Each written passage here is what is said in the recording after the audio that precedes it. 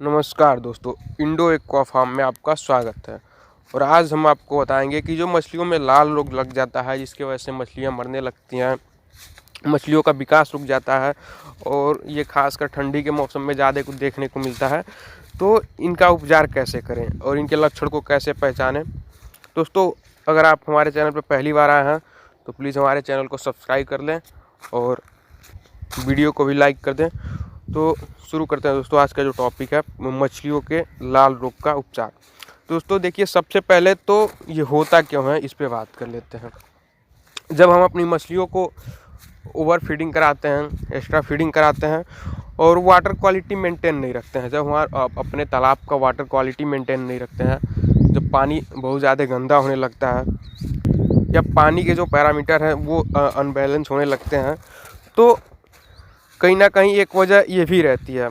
और अगर आपने फंगेसियस का स्टॉकिंग किया है, अगर आप फंगेसियस के बच्चों को रखे हैं, सीड स्टॉकिंग किया आपने, तो अगर आपका पानी का टेम्परेचर बहुत ज़्यादा लो हो जाता है, तब भी ये देखने को मिलता है। जब फंगेसियस के बच्चों जो सीड होते हैं, उनके तालाब का जब टेम्परेचर लो हो जाता है या टैंक में आपने रखा है तो टेम्परेचर लो हो जाता है, तब भी कई बार उनमें ये समस्या आती है। और जब मौसम बदलता है, आपका तापमान घटने लगता है, तब ये ज़्यादा देखने को मिलता है मछलियों में। तो सबसे पहले तो अपने वाटर क्वालिटी को मेंटेन रखें। मुख्य बातें होती हैं मछली पालन में, पानी का जो गुणवत्ता होता है उसको बनाए रखें। कोशिश करें कि आपके पानी का जो पीएच, अमोनिया, ऑक्सीजन लेवल है, ये सारी चीज़ें मेंटेन रहें। और हर 15 दिन पे एक बार, कम से कम एक बार नेटिंग कराते रहें। महीने में 2 बार तो कम से कम, अगर आपने आईएमसी या कॉर्प का पालन किया है, आप आईएमसी और कॉर्प का कल्चर करते हैं, तो महीने में 2 बार तो नेटिंग कराएं ही कराएं। कम से कम 2 बार नेटिंग कराएं, जिससे कि आपको आपकी मछलियों की जानकारी होती रहे कि आपकी मछलियों का ग्रोथ हो रहा है या नहीं हो रहा है। और अगर ग्रोथ नहीं हो रहा है तो क्यों नहीं हो रहा है। कभी कभी ये होता है कि आपके कुछ परसेंट मछलियों का ग्रोथ अच्छा होता है, कुछ परसेंट मछलियों का ग्रोथ रुक जाता है। तो उसकी वजह क्या है, इन सभी चीज़ों की जानकारी आपको मिलती रहे। और अगर आपकी मछलियों को कोई समस्या है, कोई बीमारी लगी है या कुछ और समस्या है, तो उसकी भी जानकारी आपको मिलती रहे। और दूसरी बात, नेटिंग कराने से मछलियों के ग्रोथ पे भी इफेक्ट पड़ता है। मछलियों का अगर आईएमसी और कॉर्प है तो उनका ग्रोथ भी अच्छा होता है। अगर आपने पंगेसियस किया है तो उसकी नेटिंग ना करा, क्योंकि पंगेसियस में जब नेटिंग कराया जाता है तो वो डिप्रेस में चली जाती है, वो थोड़ी डरती है नेटिंग वगैरह से। तो अगर आप पंगेसियस का पालन करते हैं तो उनमें नेटिंग ना कराएं, और उनका डरने के वजह से वो फीडिंग करना बंद कर देती हैं, जिससे उनका वेट घटने लगता है। तो पंगेसियस में नेटिंग ना कराएं। लेकिन अगर आपने आईएमसी और कॉर्प का पालन किया है, अगर आईएमसी और कॉर्प का कल्चर करते हैं, तो उनमें नेटिंग कराते रहें। हर 15 दिन पे एक बार नेटिंग कराते रहें और देखते रहें कि आपकी मछलियों का ग्रोथ कैसा है और बाकी चीज़ें कैसी हैं। दोस्तों, अगर आप अपना वाटर क्वालिटी मेंटेन कर लेते हैं तो 75% चांसेस रहते हैं कि ऐसी बीमारियां, चाहे जो भी प्रॉब्लम होती है मछलियों की, वो नहीं होगी। और वाटर क्वालिटी मेंटेन करने के लिए सबसे इजी जो मेथड होता है वो होता है चूना। हर महीने में एक बार चूने का छिड़काव कराते रहें। अगर कोशिश करें कि 20 दिन या 15 दिन पे हो जाए तो और अच्छी बात। प्रति एकड़ अगर आप 15 दिन पे छिड़काव करा रहे हैं तो 15 केजी चूने का छिड़काव कराते रहें, जिससे कि आपकी वाटर क्वालिटी मेंटेन रहेगी।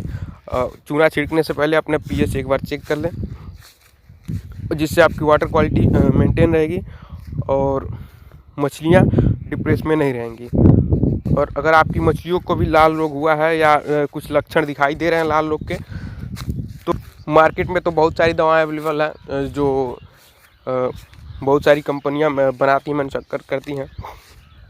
लेकिन जो आपके लिए सही है और जो पहले से भी यूज़ होता हुआ आ रहा है, तो वो सारी चीज़ें, जैसे कुछ मेडिसिन है जो फिश फार्मिंग में हर फार्मर यूज़ करता है। कहीं ना कहीं जो अगर अच्छे से करते हैं, फार्मिंग बड़े लेवल पे कर रहे हैं, तो कहीं ना कहीं वो यूज़ करते हैं। तो जैसे पोटेशियम परमैंगनेट हो गया।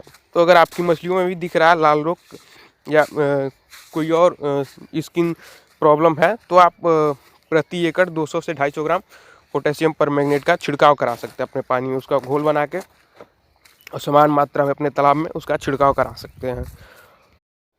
और छिड़काव कराने के बाद कोशिश करें कि आप 2 से 3 दिन के बाद फिर एक बार नेटिंग करा के अपनी मछलियों को देख लें। अगर वो समस्या ख़त्म हो गई है, अगर वो बीमारी ठीक हो गई है तो ठीक, नहीं तो एक बार और आप उस पोटेशियम परमैंगनेट का यूज़ कर लें अपने तालाब में। 3 या 4 दिन के अंतराल में अगर 2 बार आप इसका छिड़काव करा देते हैं तो 100% मछलियाँ आपकी ठीक हो जाएंगी। और दूसरी बात, एक और मेडिसिन आती है जो बहुत पहले से चली आ रही है और सभी फार्मर यूज़ करते हैं, हम लोग भी यूज़ करते हैं, जिसका नाम है सिफेक्स। अगर आपके एरिया में मिल जाता है तो आप सिफेक्स का भी छिड़काव करा सकते हैं अपने तालाब में। 300 से 400 ग्राम प्रति एकड़ आप सिफेक्स का भी, अगर ज़्यादा है तो 400 ग्राम, कम है तो 300 ग्राम का छिड़काव करा सकते हैं। वैसे तो बहुत सारी कंपनियां हैं जो अनेक तरह की दवाएं बनाती हैं स्किन डिजीज प्रॉब्लम के लिए, लेकिन जो सस्ते में हो जाए और जिससे आपकी मछलियाँ सही हो जाए तो वो यूज़ करिए, क्योंकि मेडिसिन वगैरह जो भी होते हैं एक्स्ट्रा खर्च होते हैं।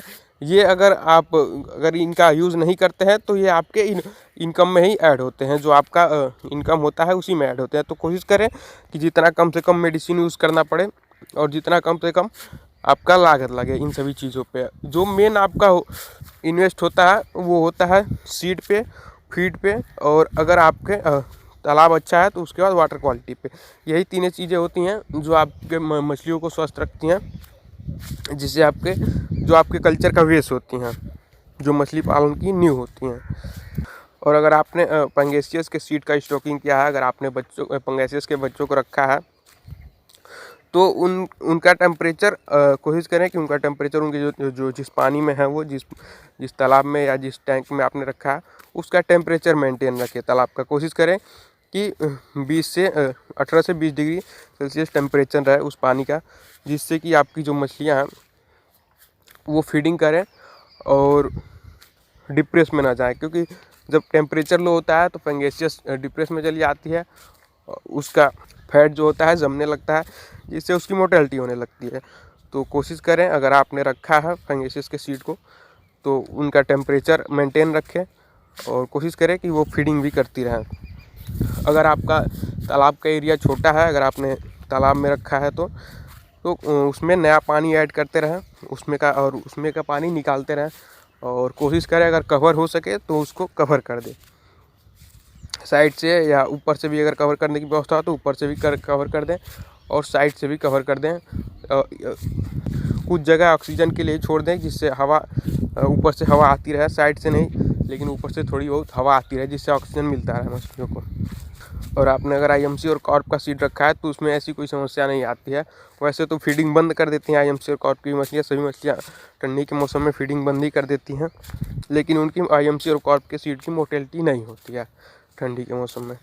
दोस्तों आशा करते हैं आपको वीडियो पसंद आया होगा। अगर वीडियो पसंद आया हो तो प्लीज़ वीडियो को लाइक कर दें और हमारे चैनल को भी सब्सक्राइब कर लें, और जुड़े रहें ऐसे ही फिश फार्मिंग से रिलेटेड नए नए टॉपिक की जानकारी के लिए।